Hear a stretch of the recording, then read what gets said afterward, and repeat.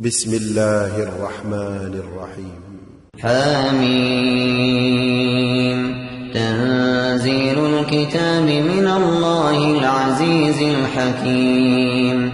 ما خلقنا السماوات والأرض وما بينهما إلا بالحق وأجل مسمى والذين كفروا عما أنذروا معرضون.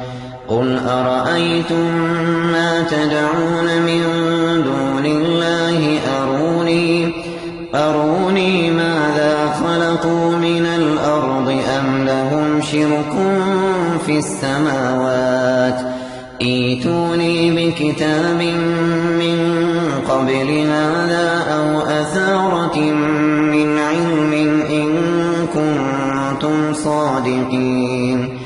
ومن أضل ممن يدعو من دون الله من لا يستجيب له إلى يوم القيامة وهم عن دعائهم غافلون.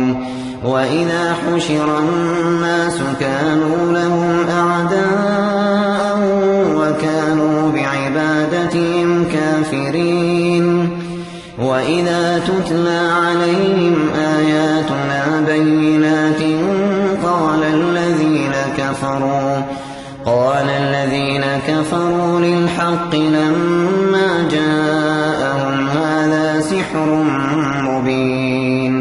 أم يقولون افتراه قل إن افتريته فلا تملكون لي من الله شيئا هو أعلم بما تفيضون فيه كفى به شهيدا بيني وبينكم وهو الغفور الرحيم.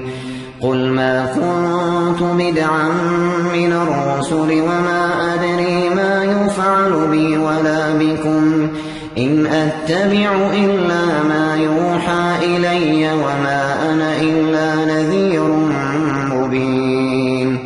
قل أرأيتم إن كان من عند الله وكفرتم به وشهد شاهد من بني إسرائيل على مثله فآمن واستكبرتم إن الله لا يهدي القوم الظالمين. وقال الذين كفروا للذين آمنوا لو كان خيرا ما سبقونا إليه وإذ لم يهتدوا به فسيقولون هذا إفك قديم. ومن قبله كتاب موسى إماما ورحمة وهذا كتاب مصدق لسانا عربيا لينذر الذين ظلموا وبشرى للمحسنين. إن الذين قالوا ربنا الله ثم استقاموا فلا خوف عليهم ولا هم يحزنون. أولئك أصحاب الجنة خالدين فيها جزاء بما كانوا يعملون. ووصينا الإنسان بوالديه إحسانا حملته أمه كرها ووضعته كرها وحمله وفصاله 30 شهرا حتى إذا بلغ أشده وبلغ 40 سنة قال رب أوزعني أن أشكر نعمتك التي أنعمت علي وعلى والدي وأن أعمل صالحا ترضاه وأصلح لي في ذريتي إني تبت إليك وإني من المسلمين. أولئك الذين نتقبل عنهم أحسن ما عملوا ونتجاوز عن سيئاتهم في أصحاب الجنة وعد الصدق الذي كانوا يوعدون. والذي قال لوالديه أف لكما أتعدانني أن أخرج وقد خلت القرون من قبلي وهما يستغيثان الله ويلك آمن إن وعد الله حق فيقول ما هذا إلا أساطير الأولين. أولئك الذين حق عليهم القول في قد خلت من قبلهم من الجن والإنس إنهم كانوا خاسرين. ولكل درجات مما عملوا وليوفيهم أعمالهم وهم لا يظلمون.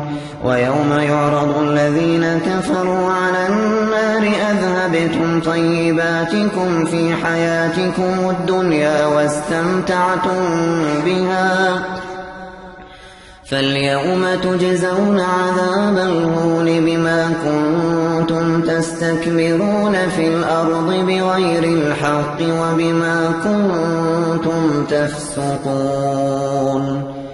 واذكر أخا عاد إذ أنذر قومه بالأحقاف وقد خلت النذر من بين يديه ومن خلفه ألا تعبدوا إلا الله إني أخاف عليكم عذاب يوم عظيم.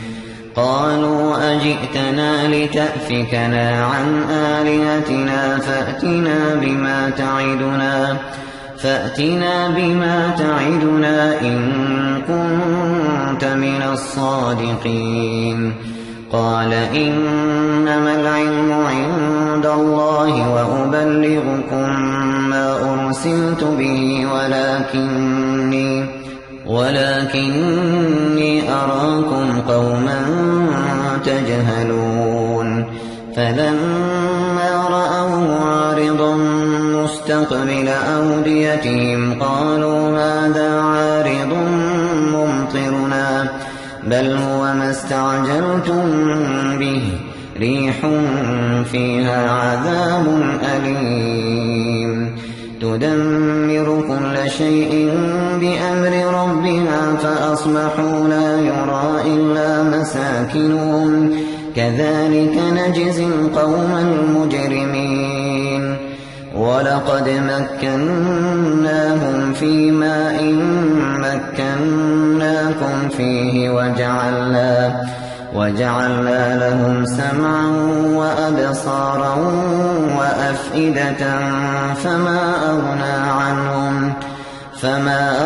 عنهم سمعهم ولا أبصارهم ولا أفئدتهم من شيء إذ كانوا يجحدون بآيات الله وحاق بهم ما كانوا به يستهزئون. ولقد أهلكنا ما حولكم من القرى وصرفنا الآيات لعلهم يرجعون. فلولا نصرهم الذين اتخذوا من دون الله قربانا آلهة بل ضلوا عنهم وذلك إفكهم وما كانوا يفترون.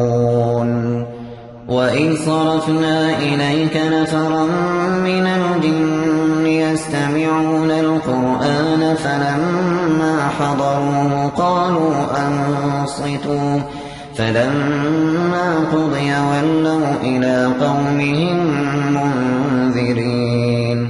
قالوا يا قومنا إنا سمعنا كتابا أنزل من بعد موسى مصدقا لما بين يديه يهدي إلى الحق وإلى طريق مستقيم يا قومنا أجيبوا داعي الله وآمنوا به يغفر لكم من ذنوبكم ويجركم من عذاب أليم ومن لا يجب داعي الله فليس بمعجز في الأرض وليس له من دونه أولياء أولئك في ضلال مبين أولم يروا أن الله الذي خلق السماوات والأرض ولم يعي بخلقهن